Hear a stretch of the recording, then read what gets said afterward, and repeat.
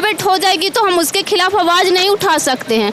जैसे कि हमारे देश में रेलवे निजीकरण हो रही है, एरोप्लेन निजीकरण हो रही है, दूरसंचार निजीकरण हो रही है, तो इसमें हम सरकार से कैसे लड़ सकते हैं? उन्होंने तो निजी के हाथों में बेच दिया। तो सरकार बैठती है हमारे वोट से बैठती है, हमारे एक एक वोट का महत्व है। इस वक्त हम मौजूद हैं राजधानी दिल्ली के गाजीपुर बॉर्डर पर। यहाँ किसानों का आंदोलन चल रहा है। आंदोलन को करीब 9 महीने हो गए हैं और यहाँ पे महिलाएं पुरुष बड़ी संख्या में सब लोग शामिल हो रहे हैं। तो यहाँ पे कुछ महिलाएं हैं हमारे साथ और इनसे हम बातचीत करेंगे और जानेंगे कि लोग कहाँ से आई हैं और आंदोलन में शामिल हो रही हैं, इसके पीछे की वजह क्या है, ये क्या सोचती हैं 3 कृषि कानूनों को लेकर, क्या कुछ है, और अगर ये यहाँ पे आई हैं तो घर का जो कामकाज है और जो बाकी जिम्मेदारियाँ हैं जो ये पहले अभी तक निभाती आई हैं, वो सारी जिम्मेदारियाँ अब कौन निभा रहा है। 3 कृषि कानून लाई गई है, वो उसमें MSP की बात नहीं की गई है। तो मैं केंद्र सरकार से ये कहना चाहती हूँ कि ये कृषि कानून को वो वापस ले और MSP की कानून बनाए, जिससे कि किसानों को अच्छे फसल के अच्छे मूल्य पर बिक सके और उनका जो अपना खर्च और जो सहयोग है वो मिल सके उनको। क्योंकि इस कृषि कानून से किसान लोग बहुत अत्याचार हो जाएंगे और ज़्यादा से ज़्यादा आजकल तो पता ही है कि जो भी प्रभावित हो रही है हमारे देश में और जो भी केंद्र सरकार वार कर रही है वो किसान पे ही वार कर रही है। जब कोरोना काल थी तब कृषि कानून 3% GDP का जो बचा कर रखा था, जो GDP था उसका बराबर करके रखा था। तो उस समय जो दूरसंचार थी या फिर परिवहन थी, इसमें कटौती हुई थी। तो इसको पूरा करके कृषि जो 3% बढ़ावा रखी कृषि में जो हुई, तो उसके खिलाफ इसके समर्थन में वो कानून नहीं बनाए, जैसे कि बेरोजगारी हो जाती है, अशिक्षित लोग हैं। ये जानना चाहता हूँ कि आपने बताया अभी कि इस कानून के आने के बाद से अंबानी अडानी जो हैं वो जो हमारे खेत हैं वो उनके हाथ में चले जाएंगे और वो कीमतें तय करेंगे और इसमें होगा क्या कि किसान पिसेंगे। लेकिन जो इस कानून का समर्थन कर रहे हैं वो ये फैक्ट मतलब इसके पीछे का लॉजिक बता रहे हैं कि जैसे अभी तक जितनी भी चीज़ें प्राइवेट हुई, चाहे वो हॉस्पिटल की बात कर ली जाए, चाहे वो स्कूल की बात कर ली जाए, चाहे वो बड़े बड़े मॉल की बात कर ली जाए, तो उनका ये कहना है कि जैसे अगर ये प्राइवेट हाथों में जाएगा तो सुविधाएं भी अच्छी मिलेंगी। तो जो अभी का किसान है जो इतना पिछड़ा हुआ है उनको काफ़ी बेहतर सुविधाएं मिल सकेंगी। अगर जैसे किसान क्या है, किसान तो अपने घर में क्या नाम है फसल पैदा करता है, ठीक है, और वो खुद ही खाता है, सारी चीज़ें उसको खुद ही मिलती हैं।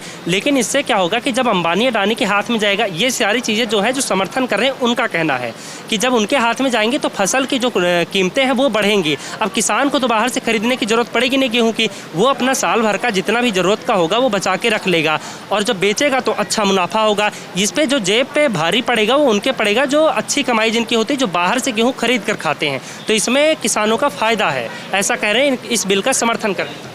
ये बिल्कुल गलत है। अभी जो है जो हमारे देश में अंबानी अडानी जैसे लोग, अभी से ही नहीं, कृषि कानून जो आई है उससे पहले ही हमारे देश में बहुत सारी मंडियां बन गई है और ये कानून आने के बाद इतना ज़्यादा कालाबाजारी बढ़ जाएगी, इतना ज़्यादा कालाबाजारी बढ़ जाएगी कि अंबानी अडानी जैसे लोग मंडी में भरपूर अनाज को पैक कर लेंगे और हमारे बीच जब अनाज की ख़त्म हो जाएगी तो मंडी से थोड़े थोड़े कर निकालेंगे और हमारे बीच ज़्यादा से ज़्यादा मूल्य पर बेचेंगे। आप काला बाजारी की बात कर रहे हैं तो आपको भी पता होगा, आप बिहार से हैं, यूपी बिहार में और जितने भी राज्य हैं हर जगह सरकारी चीज़ों में कितनी काला बाजारी होती है। जो कोटे का गल्ला मिलता है वो कितना मिल पा रहा है, यहाँ भी बहुत सारी महिलाएं बैठी, इनको भी पता होगा और सब लोगों को पता है कि जो कोटेदार हैं वो किस तरह से धांधली करते हैं। जबकि कहीं ना कहीं देखा गया है कि जो चीज़ें प्राइवेट होती हैं उसमें काला बाजारी तो देखो हर जगह है, अभी ख़त्म नहीं हुई पूरी तरह से, लेकिन सरकारी काम में जितनी लापरवाही है उतनी प्राइवेट में नहीं है।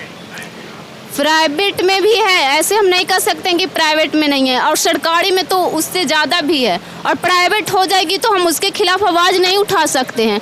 जैसे कि हमारे देश में रेलवे निजीकरण हो रही है, एरोप्लेन निजीकरण हो रही है, दूरसंचार निजीकरण हो रही है, तो इसमें हम सरकार से कैसे लड़ सकते हैं? उन्होंने तो निजी के हाथों में बेच दिया। जैसे अंग्रेज यहाँ पे आए थे तो हम लोग ने कितना संघर्ष किया, हम लोगों के पूर्वज ने कितना संघर्ष कर वो ज़मीन को हासिल किए, कितने शहीद हुए, तब जाके वो लड़ाई से हमें आज़ादी मिली थी। और ये सच बात है कि निजीकरण हो जाएगी तो हमें तो मार खाना ही पड़ेगा और हम बिल्कुल आवाज़ नहीं उठा सकते, क्योंकि जो सरकार बैठती है हमारे वोट से बैठती है, हमारे एक एक वोट का महत्व है। तो हम अपने वोट देते हैं कि वो हमारे देश को संभाले, ये नहीं इसलिए नहीं देते हैं कि वो दूसरे देश के लोगों से या फिर अपने देश के जो बड़े बड़े पूंजीपति हैं उनसे वो निजीकरण कर दे। ये बिल्कुल गलत है। हम अपने सरकार को देते हैं तो सरकार ही हमारे अनुसार देश चलाए। चीज़ जानना चाहता हूँ, आप अभी मतलब निजीकरण का विरोध कर रहे हैं, तो कहीं ना कहीं जो बिहार है उसको पिछड़े राज्यों में गिना जाता है, क्योंकि वहाँ पे जो उद्योग धंधे हैं यानी कि जो प्राइवेट कंपनियाँ फैक्ट्रियाँ हैं वो नहीं पहुँच पाई हैं। अगर हम बात करें वहीं दिल्ली जैसे शहर या मुंबई जैसे शहर की, तो यहाँ पे निजी जितने भी हैं बड़े बड़े, जिसकी भी आप जिक्र कर रहे थे, अंबानी, अडानी और भी बहुत सारे ऐसी कंपनियाँ हैं जो निजी कंपनियाँ हैं, प्राइवेट कंपनियाँ हैं, वो यहाँ पे हैं। और इस वजह से कहीं ना कहीं यहाँ जो है डेवलपमेंट वो काफ़ी ज़्यादा बढ़ रहा है। तो आप ये चीज़ मानते हैं या नहीं मानते हैं कि अगर निजी कंपनियाँ, प्राइवेट कंपनियाँ अगर बिहार में जाएँ और वहाँ पे उद्योग धंधा शुरू करें तो जो बिहार है उसकी अर्थव्यवस्था भी सुधरेगी और बिहार का विकास भी होगा? बिहार का विकास मैं ये चाहती हूँ कि निजीकरण के द्वारा ना हो। बिहार का विकास जो हमारे मुख्यमंत्री नीतीश कुमार जी हैं वो सरकार चलाएं, निजीकरण के तौर से नहीं। और अगर विकसित की बात है तो विकसित हम किसानों से ही, मजदूरों से ही होती है। बड़े बड़े अंबानी, अदानी बस एक मालिक बनकर रह जाते हैं और वो कंपनियां में हम मजदूर जैसे लोग खटते हैं, और वो भी 10,000 से 15,000 रुपये खटते हैं महीने में। तो मैं कहना चाहती हूँ कि जो अंबानी, अदानी जब निजीकरण हो जाएगी तो वो तो चाहते हैं कि जितने भी हमारे देश के मजदूर हैं वो कम से कम दाम में हमारे यहाँ खटें और हमारी उससे फ़ायदा हो। अंबानी, अदानी जैसे लोग को 100% फ़ायदे होती है, जिसमें से 10% लोगों को देती है और 90% खुद बचा कर रखती है। आपने अभी कहा कि मैं चाहती हूं कि यहाँ पे मतलब बिहार में प्राइवेट कंपनियों की बजाय नीतीश जो वहाँ के हैं मुख्यमंत्री वो विकास करें, तो आप ये मानते हैं कि अगर बिहार में विकास नहीं हुआ तो नीतीश सरकार फेल है? जी बिल्कुल फेल है। तो फिर उन्हें बिहार की जनता इतना क्यों पसंद कर रही है? दूसरे किसी अन्य दल को अभी तक मौका नहीं मिला, पिछली बार भी और इस बार भी, क्या वजह है? ये तो नीतीश कुमार जी हैं, बिल्कुल चीटिंग से आए हैं, क्योंकि हमारे जो नालंदा जिला के जो हरनौत हिलसा जो क्षेत्र में पड़ती है वहाँ पे 6 वोट से जीते हुए विधायक को इन्होंने 10 मिनट में 6 वोट से हराने का काम किया। घोषणा हो गई थी कि वो जीते हुए हैं, लेकिन फिर उन्हें हारने की घोषणा हो गई। ये नीतीश जी बिल्कुल जो हमारे क्षेत्र में ही पढ़ते हैं, वो नालंदा के ही हैं, लेकिन मैं कहना चाहती हूँ कि जो ये नीतीश जी हैं, सिर्फ ऐसे तो कहा जाता है कि जब बाप बूढ़े हो जाते हैं तो उन्हें बच्चों को अपनी चौबियाँ सौंप देनी चाहिए, क्योंकि बच्चे होते हैं जो अब वो बूढ़े हो गए तो बच्चे को उनको पालन पोषण करना चाहिए। लेकिन अगर नीतीश जी इस बार बैठ गए हैं तो अगले बार तो नहीं बैठ सकते हैं, क्योंकि जनता चाहती है कि जो सरकार हमारी अच्छी करे उसे बैठाते भी है और उतारने का काम भी जनता ही करती है। इस बार बैठ गए तो क्या हुआ, अगले बार उतारे जाएंगे। और ऐसे भी आपको मालूम है कि दिल्ली में केजरीवाल ने कृषि कानून को फाड़ दिया, लेकिन हमारे जो बिहार है वहाँ पे डबल इंजन की सरकार बनी हुई है, बीजेपी और जेडीयू की सरकार गठबंधन में बनी हुई है, और ये कहते हैं कि हम डबल इंजन की सरकार है। डबल इंजन की सरकार ऐसे होते हैं जो कि एक इंजन एक ही साइड लगा हुआ था, दोनों साइड, लेकिन ये इंजन ऐसे लगे हुए, एक आगे और एक पीछे, और दोनों को खींच कर बर्बाद करने पर तुले हुए हैं। तो मैं आपसे आखिरी सवाल मेरा ये है कि आप राष्ट्रीय राजधानी दिल्ली में बैठे हैं, यहाँ आपने विकास देखा, कितना विकास हुआ है कितना नहीं, सारी चीज़ें आपने यहाँ के देखी, और आप बिहार से ताल्लुक़ रखते हैं, तो अगर आपको तुलना करनी हो तो आप किन चीज़ों में बिहार को अच्छा बताएंगे और किन चीज़ों में ख़राब बताएंगे?